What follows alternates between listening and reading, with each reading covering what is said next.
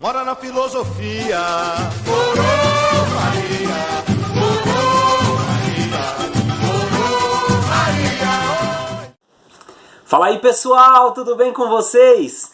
Vamos para mais uma aula do nosso módulo de Filosofia Política. Agora nós vamos falar de Santo Agostinho de Hipona. Ele que é um autor conhecidíssimo, tanto na filosofia quanto na teologia. Lembrando que ele é um autor que faz parte aí daquele período em que nós chamamos de filosofia cristã.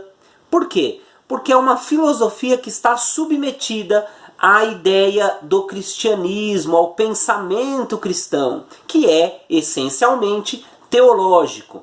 Por outro lado, autores aí como Etienne Gilson, por exemplo, vai defender que nesse período houve uma lícita filosofia, não apenas um pensamento teológico. Isso fica para um outro momento, para uma outra aula. Eu estou falando isso apenas como uma curiosidade para você. Nós estamos no módulo de Filosofia Política e é nesse enfoque que nós vamos ficar, ok? Vamos lá. O Agostinho, ele está num período complicado do Império Romano. Ele que é cidadão romano, nascido no norte da África, que fazia parte dos domínios do Império. Porém, ele vive aquela fase conhecida como declínio do Império Romano, onde, apesar dos ideais da cidade romana, como nós já vimos aí bastante na aula do Cícero, a vivência daquelas pessoas já não estava mais muito de acordo com aqueles ideais. E há alguns eventos importantíssimos que acontecem durante esse declínio. Entre eles, o Edito de Tessalônica do imperador Teodósio, no ano de 380, que é o documento através do qual o cristianismo se torna a religião oficial do império. Lembrando que o imperador Constantino, no Edito de Milão, já tinha dado liberdade de culto aos cristãos. Os cristãos não eram mais perseguidos como eram antes desse edito. Porém, em 410, Roma é invadida pelos bárbaros visigodos. E aí Agostinho vai ser confrontado com a acusação de, olha, os deuses nos castigaram por abandonar o seu culto. Perceba que Agostinho vai ser colocado diante de uma situação bastante delicada. Veja, nós abandonamos o culto aos deuses pagãos pela ordem do imperador Teodósio, e agora o que aconteceu conosco? A cidade de Roma está em ruínas. E o Agostinho vai resolver essa questão de modo teológico. É importantíssimo lembrar que a leitura da realidade de Agostinho, a leitura da história de Agostinho, é uma leitura amparada pelo pensamento teológico cristão. Então, apesar de a filosofia de Cícero, a filosofia de Platão, de Plotino, estarem ali influenciando profundamente o Agostinho, ele é, em primeiro lugar, cristão, tá certo? E isso não pode ser separado. Não no pensamento de Agostinho. Bom, e aí como que vai funcionar? Qual que vai ser o argumento do Agostinho? Ele vai dizer, olha, vocês estão dizendo que isso é culpa de Deus, que os deuses estão nos castigando? Não, não, não, senhor.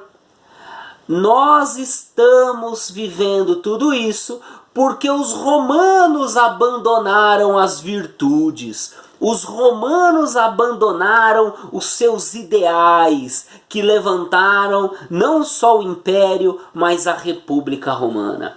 Vejam o que Cícero falou, vejam o que Marco Aurélio falou, e veja como nós vivemos agora.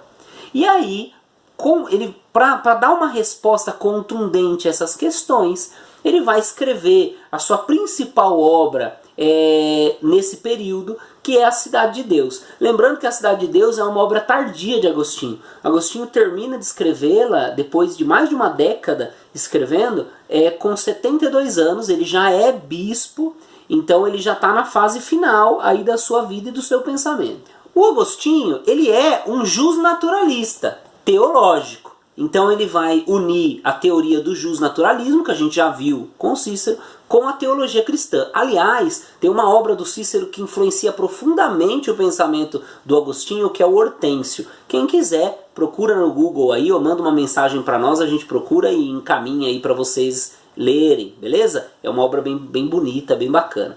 Bom, o Agostinho, ele vai ter uma leitura da história de modo linear. Então a história é uma construção com começo, meio e fim. O começo é a criação. Então esse já é um pensamento que não há nos gregos, ok? Deus criou o universo. E aí a história começa. É na criação do universo que dá o ano zero da história, né? Que dá o início, o empurrão da história. Isso depois a gente vai ver em outros autores que eles negam isso, mas para Agostinho isso é fundamental. A história vai ter alguns eventos que vão estar aí no seu percurso, que é, por exemplo, o pecado original, que é o declínio da humanidade. Né? Quem quiser saber mais, leia lá o capítulo 2 do livro do Gênesis, da Torá judaica, da Bíblia. Se tiver uma Bíblia em casa, aí você pode ler. Você vai ter o evento da encarnação, que é quando Cristo se encarna na Terra. Né? Esses são eventos principais. Né? E você vai ter um fim da história. Esse fim da história é o juízo final, né? Popularmente conhecido como Apocalipse, que é justamente a segunda vinda de Cristo para julgar toda a terra. Então veja que o pensamento de Agostinho é um pensamento teológico. A leitura da história de Agostinho é uma leitura teológica, ok? Não dá para separar essas coisas. Bom, aqui agora eu quero ler um pedacinho da Cidade de Deus para você perceber que a Cidade de Deus é uma leitura teológica da história. Não é um livro somente político-filosófico, mas é um livro teológico-político, ok? Vai dizer lá assim, abre aspas, 2 amores diversos geram as 2 cidades. O amor a si mesmo, levado até o desprezo por Deus, gerou a cidade terrena. O amor a Deus, levado até o desprezo de si, gerou a cidade celeste. Aquela glória de si mesma está de Deus. Aquela procura a glória dos homens, esta tem por máxima glória a glória de Deus.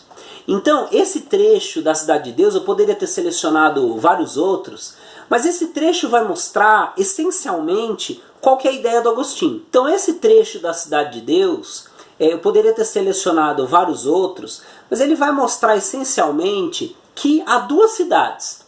A cidade dos homens é fundamentada no amor a si mesmo. Então olha que interessante o Agostinho já fazendo um contraste aqui, a relação do bem comum que está implícito. Mas o bem comum agora não é apenas o bem como Cícero pensava.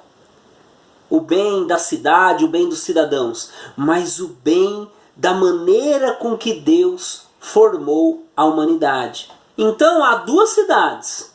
A cidade dos homens, que é a cidade fundamentada no amor a si mesmo, e a cidade de Deus, fundamentada no amor a Deus.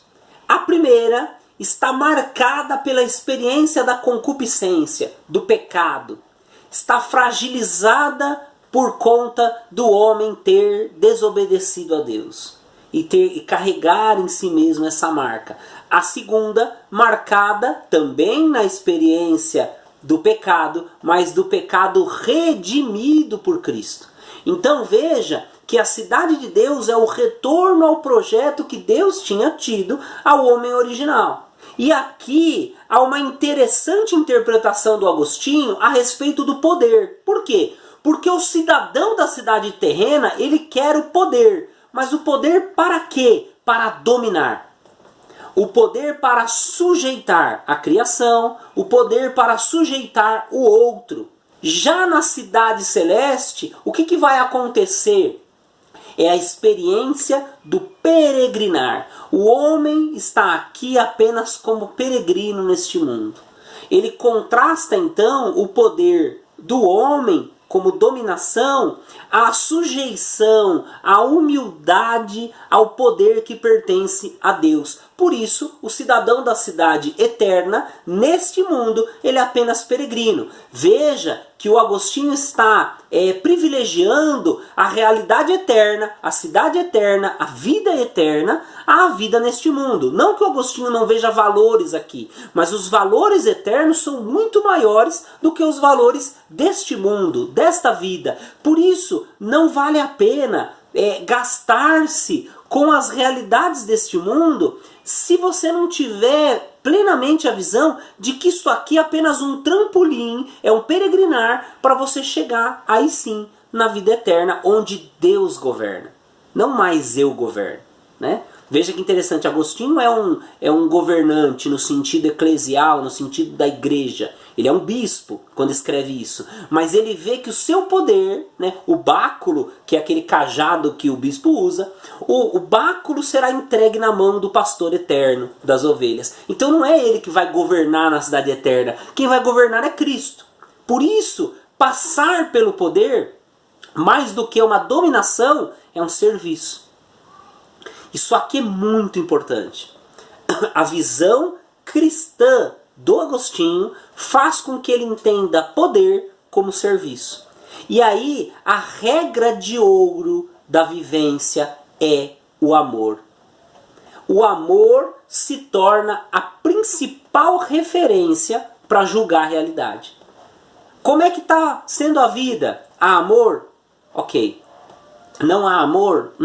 Então é problema. Ah, mas que amor é esse? Obviamente que ele não está falando do amor a si, mas do amor que Deus tem, que em grego é o amor ágape, agapós, né?